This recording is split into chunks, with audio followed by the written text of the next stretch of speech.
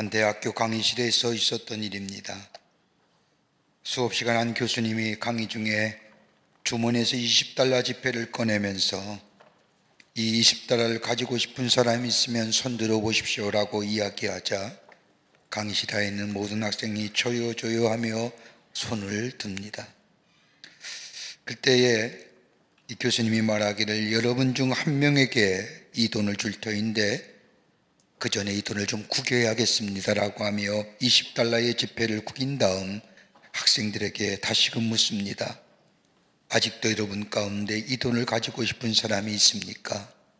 그러자 강의실 안에 있는 모든 학생들이 조요조요하며 다시금 손을 듭니다.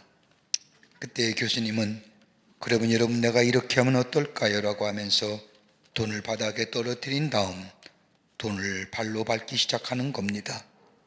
그런 후에 학생들에게 묻습니다. 아직도 여러분 가운데 이 돈을 가지고 싶은 사람이 있습니까? 그러자 교실 안에 있는 모든 학생이 다시금 이유동성으로 조요조요하고 소리를 집니다. 그때 이 교수가 말합니다. 여러분, 저는 지금 여러분에게 중요한 것 하나를 말씀했습니다. 내가 이 20달러의 지폐를 어떻게 하든 여러분이 이 돈을 계속해서 가지고 싶어 했습니다. 왜냐하면 이 돈의 가치는 구겨지고 짓밟혀도 20달러의 가치는 변하지 않기 때문입니다. 그러면서 이야기를 하기를 우리가 인생을 살다 보면 때로는 삶이 구겨지고 짓밟힌 것처럼 느껴질 때가 있을 겁니다. 때로는 오지 못한 결정으로 안 좋은 결과가 생길 수도 있고 실패로 인하여 삶의 의미가 없다고 생각할 때도 있을 것입니다. 그렇지만 분명한 한 가지의 사실은 여러분 무슨 일이 일어나든지 여러분의 가치를 잊어버리지 마십시오. 자신에 대한 믿음을 가지고 사시기 바랍니다 라고 말했다고 합니다. 여러분, 예수를 믿든 아니 믿든 우리가 사는 우리의 삶, 한 가지 공통된 것이 있다고 한다면 우리의 삶 속에 갇힌 인생으로 살아가는 것, 이건 누구나 가지고 있는 바람일 겁니다. 더더욱이 하나님의 부르심을 받아서 이 땅에 하나님의 사람으로 살아가는 그리스도인의 삶이라고 한다면 더더욱 그러할 겁니다. 세상의 사람들은 우리를 향해서 그리스도인이라고 부릅니다. 그리스도인이란 말은 성경에 3번 나오는데 그 한 번이 지금 지주로 인하여 어려움을 겪고 있는 저 튀르키예, 터키의 수리의 안디옥, 그것에 세워진 안디옥 교회의 성도들을 보면서 예수를 알지 못하는 사람들이 저들을 그리스도인이라 불렀던 것이 시작입니다. 그리스도인이란 말은 예수께 속한 사람이란 뜻이요, 삶의 주인이 예수님이란 이야기요, 더 나아가 우리의 삶의 초점이 세상을 향해 있는 것이 아니라 예수께 초점이 맞추어 있는 사람을 가리켜서 그리스도인이라 부릅니다. 그러게 그리스도인의 삶은 어디서 예수를 만나느냐? 하나님의 말씀 가운데 예수를 만납니다. 말씀을 보면서 예수님의 음성을 듣습니다. 근데 여러분의 말씀을 보면서 예수님을 만나고 예수의 음성을 들으면서 우리가 만나는 예수님은 어떤 분이십니까? 여러분이 만나는 예수님은 어떤 분으로 만나시는가요? 성경은 예수님 어떤 분이냐? 주는 분으로 얘기합니다. 주는 자. 그러게 마태복음 20장 28절 이하의 말씀을 보면 예수님이 십자가를 지시기 위하여 예루살렘에 올라가시면서 인자가 온 것은 섬김을 받으려 함이 아니라 도리어 섬기려 하고 자기 목숨을 많은 사람의 대속물로 주려 함이니라고 말씀하셨습니다. 예수님이 땅에 오신 목적은 다른 것이 아니라 주시기 위하였다는 겁니다. 우리에게 구원을 주시기 위해서, 우리에게 평화를 주시기 위해서, 우리에게 참된 행복을 주시기 위해서 우리 예수님이 인간의 몸을 입으시고 이 땅에 오셨다는 겁니다. 그러게 예수님을 모시고 사는 삶에는 기쁨이 있습니다. 감격이 있습니다. 구원의 놀라운 은혜가 있습니다. 세상이 어수선하고 들려오는 이야기가 우리에게 불안감과 더불어 절망감을 가져다 줄지 모르지만 예수를 모시고 사는 삶에는 예수님 우리의 삶의 주인 되어주시기에, 우리의 삶을 인도하여 주시기에 우리 안에 평안함이 있습니다. 이것으로 끝나는 것이 아니라 하나님과의 죄로 인하여 단절된 관계가 예수님을 인하여 회복되었을 뿐만 아니라 이웃과의 관계도 회복되었습니다. 더 나아가 내가 누구인지도 잘 모르던 내 자신이 예수를 믿어 내가 누구인지를, 내가 어떤 사람인지를 새롭게 깨닫고 나 자신과 새로운 관계성의 주인이 되었습니다. 그러기에 참된 행복이 우리 안에 있습니다. 이 복, 이 은혜로 주신 복들 나 혼자만 움켜쥐는 것이 아니라 예수님처럼 다른 사람에게 주는 삶, 나누는 삶이 바로 그리스도인의 삶입니다. 오늘 본문의 말씀을 보면 예수님께서 12명의 제자를 부르십니다. 그리고 12명의 제자들에게 더러운 귀신을 쫓아내며 모든 병과 모든 약한 것들을 고치는 능력을 주십니다. 그리고 이방인의 길로도 가지 말고 사마리아인의 고을에도 들어가지 말고 잃어버린 이스라엘의 집에 들어가 잃어버린 양에게 하나님의 말씀을 전하라고 하나님의 말씀을 제자들에게 주십니다. 그 말씀은 다름이 아니라 천국이 가까이 왔다, 이 말 전하오라 하시며 예수님께 주신 능력으로 병든 자를 고치며 죽은 자를 살리며 나병한 자를 깨끗게 하며 귀신을 쫓아내되 너희가 거저 받았으니 거저 주라 말씀하십니다. 하나님이 너에게 은혜를 주신 것들, 그것이 재물이든 능력이든 그것이 어떤 것이든지 너를 위해 사용하지 말고 다른 사람을 위하여 사용하는 자, 너 또한 주는 자가 되라는 말씀입니다. 우리의 삶에 풍성한 삶을 살아가는 원인이 어디 있을까요? 다름이 아니라 예수님이 우리에게 주셨기 때문입니다. 그러기 오늘 예수님께서 너희도 거저 받았으니 거저 주라고 하신 이 말씀, 이 안에는 어떤 영적 의미가 담겨져 있을까요? 오늘 우리에게 하시는 주님의 말씀이기도 합니다. 함께 말씀을 나누며 은혜 받기를 원합니다. 첫째는 거저 받은 은혜를 나누라는 겁니다. 아무 대가 없이 받은 은혜를 다른 사람에게 나누어 주라는 겁니다. 오늘 본문의 말씀을 보면 2절부터 4절의 말씀을 보면 예수님의 제자들의 이름이 나옵니다. 12사도의 이름은 이러하니 베드로라는 시몬을 비롯하여 그의 형제 안드레와 세베의 아들 야고보, 그의 형제 요한, 빌립과 바돌로메, 도마와 세리마테, 알포의 아들 야고보와 다데오, 가나인 시몬과 가룟유다 곧 예수를 판자라. 다른 복음서에는 예수의 이름이 한꺼번에 이렇게 나오지 않습니다. 근데 유독 마태복음에만 예수님의 제자들의 이름이 나오면서 1절 말씀에 더러운 귀신을 쫓아내며 모든 병과 모든 약한 것을 고치는 능력을, 권능을 주시니라고 말씀합니다. 여러분, 예수님께 부름받은 제자들의 모습을 보십시오. 저 사람들은 인간적으로 볼 때에 변변치 못한 사람입니다. 갈릴리 호숫가에서 고기를 잡던 사람들입니다. 그러기에 저들의 인생의 터전은 갈릴리 호수입니다. 당시 어부라고 하면 인생의 가장 밑바닥에 사는 사람들이에요. 일자 무식의 사람들입니다. 그런데 이런 사람을 예수님께서 부르시어 당신의 제자로 삼으실 뿐만 아니라 사도로 세우시고 오늘 본문의 말씀을 보면 그들에게 병 고치는 능력을 주십니다. 귀신 내어쫓던 권세를 주십니다. 그뿐 아니라 말씀과 지혜의 권세를 주셔서 하나님의 말씀을 전할 수 있게 하십니다. 그리고 말씀의 전파 사역자로 저들을 파송시키십니다. 좀 쉽게 얘기한다면 예수님이 저들에게 기회를 주시고 용기를 주시고 능력을 주시고 성령의 역사하심을 허락하십니다. 그리고 하나님의 말씀을 전하라 전파하시는 사명을 저들에게 허락해 주십니다. 보잘것없는 갈릴리 호수를 등지고 살면서 어부로 일생을 마쳐야 할 저들의 삶 속에 하나님의 은혜가 임하여 제자가 될 뿐만 아니라 사도가 될 뿐만 아니라 능력 있는 자들 뿐만 아니라 더 나아가 하나님 나라의 복음을 전하는 하나님 나라의 선포자로, 말씀 전하는 자로 세우신 것들. 소망 없는 인생이었습니다. 자신의 생업을 통하여 열심히 살다가 죽을 인생입니다. 그런데 예수의 제자가 되고 능력과 권능과 지혜를 가지고 하나님 나라의 복음을 전할 수 있는 제자가 되었다는 것은 전적인 하나님의 은혜입니다. 여러분, 은혜는 내게 거저 주시는 겁니다. 은혜는 다른 사람과 비교하는 것이 아닙니다. 어떤 자는 은혜에 대하여 저 사람은 많이 있고 나 사람은 적겠다 이렇게 상대적으로 비교하는 것이 은혜가 아닙니다. 굳이 우리가 은혜의 품사를 얘기한다고 한다면 절대적이라는 겁니다. 은혜는 상대적으로 평가하는 것이 아닙니다. 하나님이 내게 주신 나만의 은혜가 있습니다. 그러기에 은혜의 고유한 성격은 절대적이라는 겁니다. 여러분, 우리가 잘 아는 바울을 보십시오.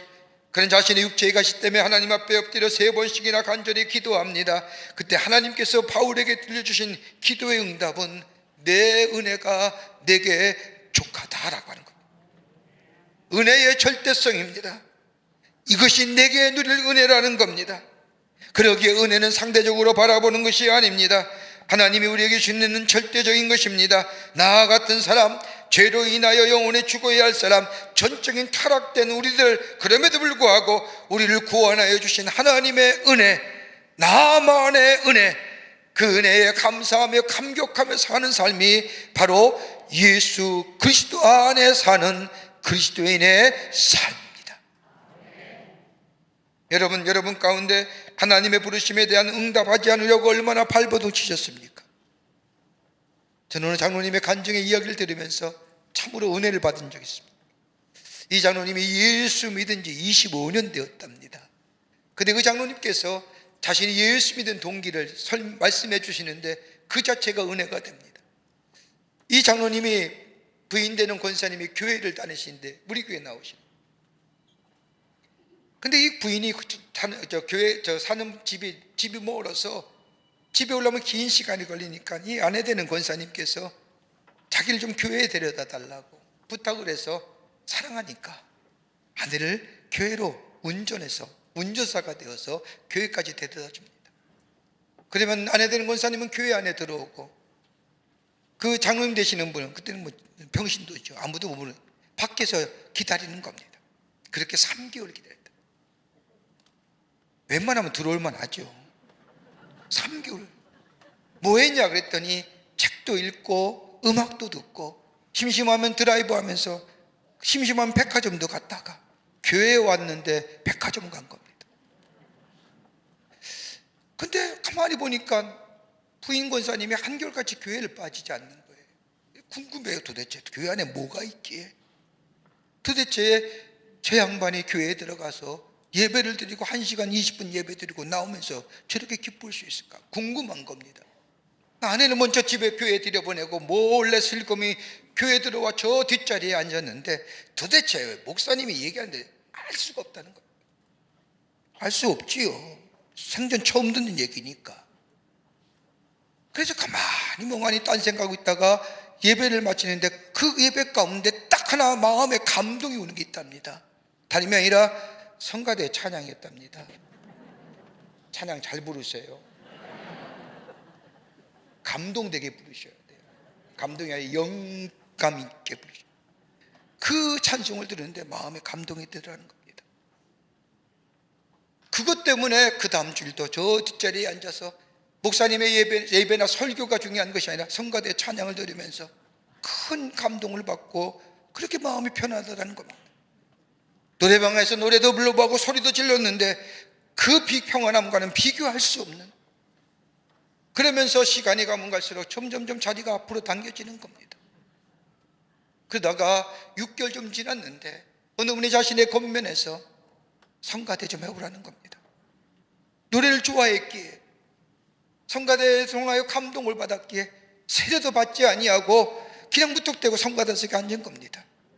처음 부르는 성가, 세상의 곡조, 세상의 유행가에 가서는 익숙해 있지만 성가 찬양하는 거에 익숙지 않았지만 그래서 노래가 좋아하기에 노래를 부르기 시작합니다. 그렇게 노래를 부르면서 세례받고 노래 부르면서 집사가 되고 권사가 되고 25년 동안 한결같이 찬양대의 자리를 지켰다. 자신이 예수 믿게 된 동기는 주님이 그렇게 부르셨는데 내가 얼마나 거절했다. 뺀질뺀질하게 교회 보고만 돌았죠. 그 강권하심에 그 부르심에 얼마나 발버둥 쳤는데, 그러나 거절할 수 없는 하나님의 은혜로 예수님을 영접하여 새로운 하나님의 존재가 되었다고 고백하는 그 간증의 일들일 때에 얼마나 큰 감동이 돼요. 여러분, 하나님의 말씀을 들으면서도 양심에 갇히게 되면서도 불구하고 내 마음대로 내 뜻대로 살았고 얼마나 노력했습니까? 그런데 하나님의 그 강권하신 은혜로 나를 사로잡으셨습니다. 여러분 믿으십니까? 이 대목에 아멘하셔야 되는 거예요. 이 고백이 우리 가운데 있어야 됩니다. 그러기에 내가 나를 스스로 아무리 변화시키려고 해도 변화시켰던 나의 심령이, 내가 강팍했던 마음이 변화되어 가는 역사들. 여러분, 은혜 아닙니까? 나만이 주시는 하나님의 은혜, 그러기에 이 은혜는 절대적인 은혜입니다. 강권적인 은혜요, 불가항력적인 은혜입니다. 그러기에 하나님의 능력으로 내가 존재하는 겁니다.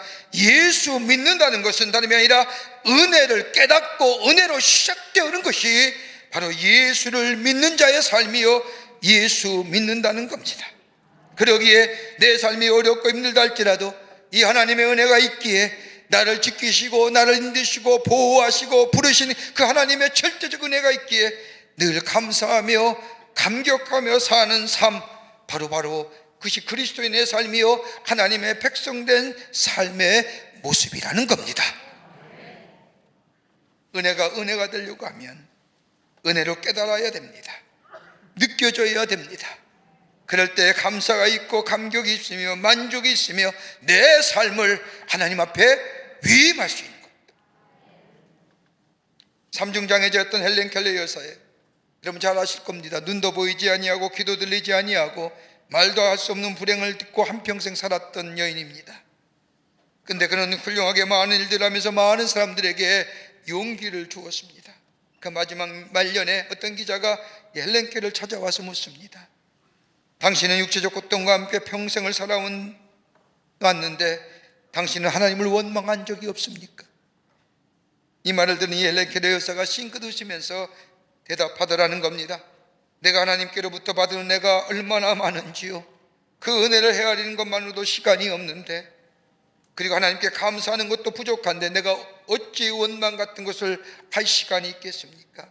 감사하고 그 은혜를 기뻐하는 것으로 나는 시간이 부족합니다라고 대답하였다고 합니다. 내게 주신 은혜, 하나님이 나만에 주신 은혜입니다. 절대의 은혜입니다. 여러분, 이 거저받은 은혜, 내가 하나님의 말씀을 전하는 것도 내가 받은 은혜를 나누는 겁니다. 내가 다른 사람을 섬기는 것도 내가 받은 하나님의 은혜를 나누는 겁니다. 내게 있는 것들로, 내게 주신 재능으로, 그 밖의 것들로 다른 사람을 세우고 기쁘게 하는 것조차도 내게 주신 은혜를 다른 사람에게 나누는 삶, 여기에 이 믿음의 고백에 하나님은 생명의 축복을 더하시는 역사가 있게 됩니다. 두 번째는 대가를 바라지 않는 삶입니다. 받은 은혜를 나누어 주되 보상의 원칙을 거부하라는 겁니다. 오늘 8절의 말씀을 보면 예수님께서 저들에게 말씀하십니다. 병든 자를 고치며 죽은 자를 살리며 나병한 자를 깨끗게 하며 귀신을 쫓아내며 너희가 거저 받았으니 거저 주어라고 말씀합니다. 쉽게 표현하자면 보상의 심리를 버리라는 겁니다.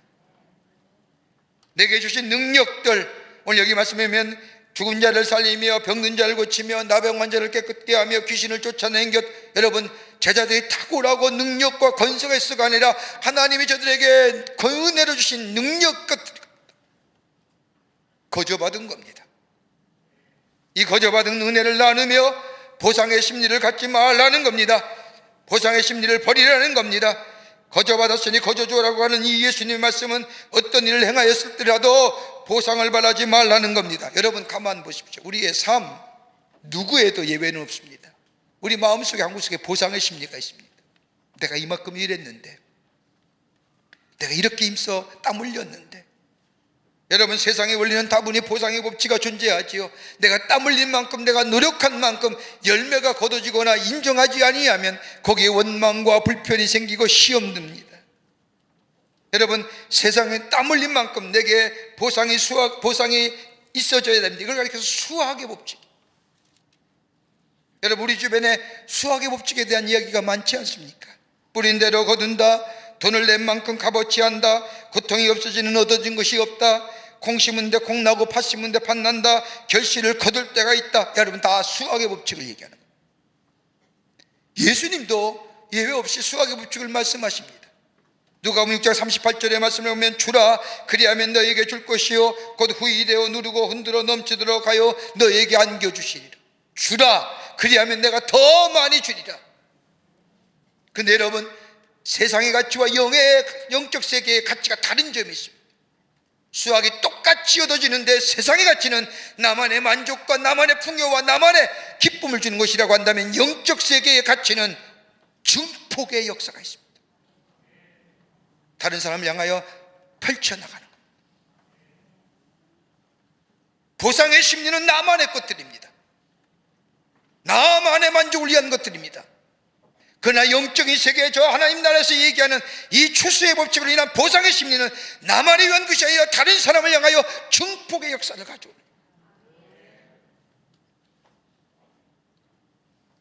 여러분, 기독교에서 영성 훈련이, 영성 형성이라는 spiritual formation이라고 하는 것이 있습니다.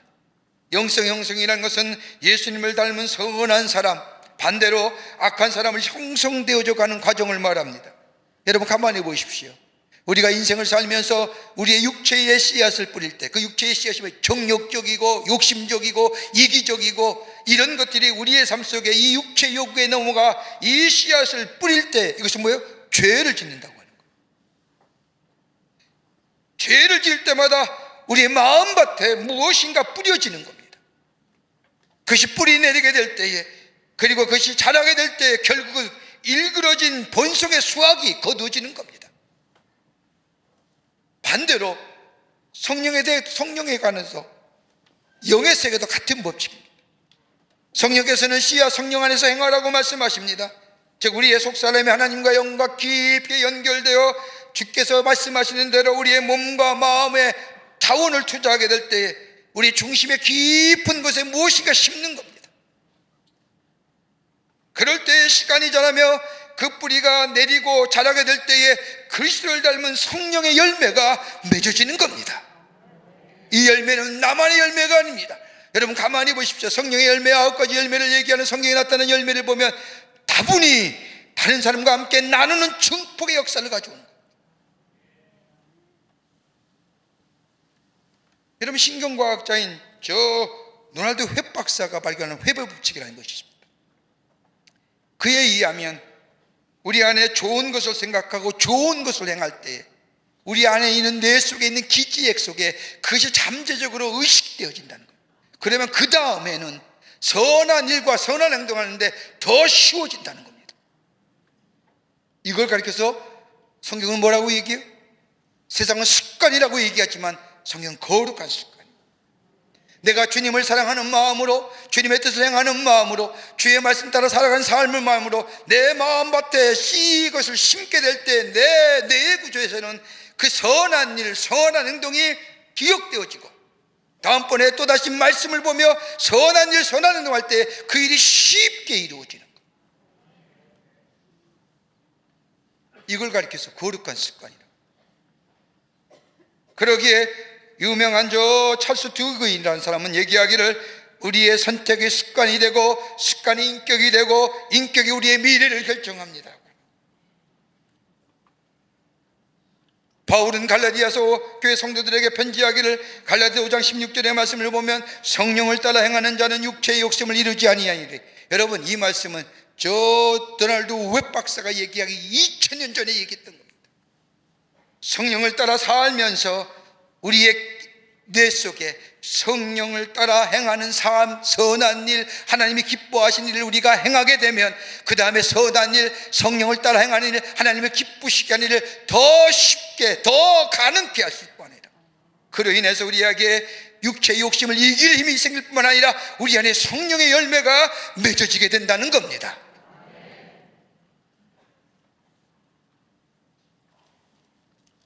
보상의 심리를 하지 말아요. 당연히 수학의 법칙으로 열매진. 그러게 하나님 나라의 법칙은 보상의 마음이 없어야 된다는 겁니다. 그런데 보상의 마음은 안 같달지라도 우리 하나님은 기억하신다는 겁니다. 하나님은 선한 일에 대하여 보상해 주십니다. 시편 37편 25절의 말씀을 보면 의인의 자식은 걸식함을 보지 못하였다라고 말씀하신 것처럼 의인이 어떤 걸까요? 상대적 의일까요? 아닙니다. 하나님께과의 절대적 의입니다. 하나님이 나를 의롭다 하신 겁니다. 저 아브라함에게 그가 하나님을 믿음에 그를 의롭다 여기셨던 것처럼 하나님을 믿는 믿음이 있을 때 하나님 우리를 의인이라고 칭해 주십니다. 그 의로운 자에게는 성령을 따라 행하며 하나님의 말씀에 순종하며 우리 안에서 선한 일과 선한 행동을 통하여 하나님의 사람으로 선한 영향을 미치는 그 삶에는 하나님은 다른 사람들은 기억하지 못한다 할지라도 우리 하나님은 기억하시고 보상해 주시는데, 의인의 자손은 천대 만대 축복해 줄 뿐 아니라 걸식함이 없는 삶으로 하나님이 인도해 주신다는 겁니다. 이걸 가리켜서 예수님 뭐라고요? 30배, 60배, 100배의 열매가 맺어진다는 겁니다. 왜 우리 그리스도의 삶이 원망과 불평이 많습니까? 왜 주의 일하다가도 헛들감에 빠지는 이유가 어디 있을까요? 보상이요. 여러분 기억하세요. 우리 하나님이 기억하시는 거예요. 그리고 갚아주세요. 세상이 보상하지 않는다 할지라도 우리 하나님은 선한 일, 적은 일조차도 기억하시고 하나님 갚아주신다는 겁니다. 탈무드에 보면 이런 이야기가 나옵니다. 선한 일을 할 때에는 베푼 사람도 받은 사람도 모르게 하라고 말합니다. 수의 의식벌이라는 거예요. 시의 의식벌이라는 거예요. 그러게 오늘 주님도 주는 것이 받는 것보다 복되도다. 거저 받았으니 거저 주라 하시는 겁니다. 그럴 때 그 믿음에 뭐예요? 생명의 축복을 더하시는 역사가 우리 가운데 나타나자 이루어지게 되는 줄 믿습니다. 끝으로 하나님의 갚아주심을 믿으라는 겁니다. 거저 받았으니 거저 주라고 하는 예수님의 말씀은 하나님이 기억하시고 갚아주심을 믿으라는 겁니다. 여러분, 이것이 하나님 나라의 법칙 안에 사는 인생의 모습입니다. 이 인생의 믿음 안에서 더 풍성한 생명의 축복을 얻는 비결입니다. 여러분, 마태복음 25장 31절의 말씀을 보십시오. 예수님이 십자가에 달려 돌아가시기 전에 제자들에게 천국에 관한 비밀을 말씀하시면서 양과 염소의 비유를 하시지요. 그래서 양은 그 오른편에, 염소는 그 왼편에 두게 하십니다. 그리고 양의 편 산 오른쪽의 사람들에게 말씀하십니다. 내 아버지께서 복을 받을 자들이여, 이제 나와 창세로부터 너희를 위하여 예비된 나라를 상속하라고 말씀하자. 이 말씀을 들은 양의 편 사람들이 이야기합니다. 어찌 저희가 하나님 나라를 상속받을 수 있을까요? 이럴 때에 이 질문에 예수님이 말씀을 보면, 내가 줄일 때 너희가 먹을 것을 주었으며, 내가 목마를 때 마시게 하였으며, 내가 나그네 되었을 때 영접하였으며, 내가 옥에 갇혔을 때 와서 보았으며, 내가 벗었을 때 옷을 입혀주었으며, 내가 병들었을 때에 돌아보았느니라. 이 예수님의 말씀에 양의 편 사람들이 어렵대요. 그때 예수님께서 뭐라고 얘기합니까? 내가 진실로 너희에게 이르노니 너희가 여기 내 형제 중 지극히 작은 자 하나에게 한 것이 곧 내게 한 것이니라.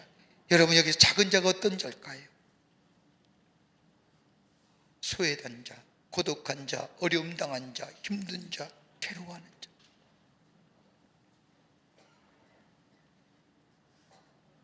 우리 하나님은 우리의 모든 것을 아실 뿐만 아니라 우리의 중심을 보시는 분이 우리 하나님이십니다.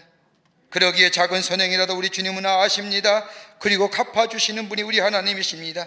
작은 선행 하나 할지라도 물 한 그릇 대접하는 것이라도, 나그네 될 때에 영접하여 밥 한 그릇 같이 대접하는 것조차도, 벗었을 때 옷을 입혀주는 그 작은 것이라도 우리 하나님은 기억하시고 결단코 하늘의 상을 잊어버리지 않겠다고 말씀하여 주십니다. 다른 사람은 알아주지 못한다 할지라도 내가 받은 은혜와 사랑을 다른 사람에게 나누어주며 거저 받은 이 은혜 거저 나누어주는 삶이 될 때 우리 하나님은 갚으시고 우리 안에 열매 맺게 하시고 이 믿음 안에서 우리의 생명의 축복을 더하시는 역사가 우리 가운데 있게 됩니다. 미국의 한 여자 청년이 인도 선교사로 가기로 소원하고 신학교에 들어가 선교학 공부를 합니다. 학교를 졸업하고 이제 소원하는 대로 선교사를 떠나기 위하여 언어 훈련까지 다 마쳤습니다. 막상 떠나려는 마당에 어머니가 임종을 맞이하게 됩니다. 어머니 임종을 맞이하면서 마지막으로 이 딸아이에게 부탁하기를, 얘야, 로마에 있는 내 여동생이 병중이라는데 내가 가야 되는데 내가 가지 못하니 나의 대신 한번 가보고 선교지로 떠나는 것이 어떻겠냐라고 말하고 이것을 유언으로 남기고 세상을 떠났습니다. 이 선교사는 어머니 약속대로 로마로 갔습니다. 가보았더니 동생은 아파서 누워있고, 그리고 동생에게는 아들 셋, 딸 둘의 조카가 있는 겁니다. 다 어렸습니다. 설상가상으로 동생이 죽은 후에 얼마 안 돼요, 동생의 남편마저 죽었습니다. 갑자기 조카 5을 떠맡게 되니 선교사 난처하기 그지없습니다. 선교지로 떠날 시간은 점점 가까우는데 도저히 조카들을 두고 떠날 수가 없습니다. 결국 이 선교사는 선교지로 떠나는 것을 포기하고 선교부에, 자신이 속해 있는 선교부에 편지를 띄웁니다. 아마도 하나님의 뜻이 다른 데 있는 것 같습니다. 저는 선교사로 떠날 수가 없을 것 같습니다. 이렇게 편지한 후에 이 선교사는 조카를 믿음으로 정성껏 보호하며 키우기 시작합니다. 이렇게 25년이 지났습니다. 25년이 지난 가운데 5명의 조카 가운데 3 남자 조카가 선교사로 자원합니다. 인도에 선교사로 가겠다는 겁니다. 그녀 다시 자신의 속해 있는 선교부에 편지합니다. 여러분, 하나님이 나의 기도를 25년 만에 3배로 갚아주셨습니다. 이 3 선교사를 인도에 파송합니다. 사랑하는 여러분, 우리 하나님은 거저 하나님이 아니십니다. 하나님께서 하신 일 따라 행하는 자 하나님이 갚아주시되 넘치는 것으로 갚아주실 뿐만 아니라 우리 안에 열매 맺게 해주십니다. 그것이 30배, 60배, 100배의 열매입니다. 그러기에 선을 행하되 낙심하지 말지니 때가 이름에 거두리라고 하시는 말씀, 우리 마음속에 선한 마음으로 할 때 오히려 우리에게 어려움 다가올 때가 있습니다. 낙심하지 마십시오. 절망하지 마십시오. 하나님이 갚아주시고 위로해 주시며 우리 아픔을 통하여 하나님의 구원의 역사를 일 뿐만 아니라 하나님은 그 믿음을 기쁘게 받으시고 우리 안에 생명의 더함의 축복으로 넘치게 허락하여 주시는 줄 믿습니다. 이런 믿음으로 예수 그리스도의 사랑을 전하며 이 땅에 하나님의 나라를 놓아가는 여러분과 저와 되시기를 주의 이름으로 축원합니다. 하나님 감사합니다. 저희를 주께서 사랑해 주셔서 하나님의 자녀 삼으심에 감사합니다. 받은 은혜가 참 많은데 잊어버리고 살 때가 많습니다. 주신 은혜에 감사하며 감격하며 자족하며 이 은혜를 나누어 이 땅에 선한 영향을 이루어 하나님 나라가 널리 증거되는 저희들의 삶으로 주님 삼아 주시옵소서. 감사하며 감격하며 기쁨으로 살아가는 저희들로 주께서 삼아주시며 주신 놀라운 은혜 안에서 베품으로 인하여 주의 신 축복도 더불어 누리며 생명의 축복을 더하는 역사가 있게 하여 주시옵소서. 감사하며 예수님의 이름으로 기도하옵나이다. 아멘.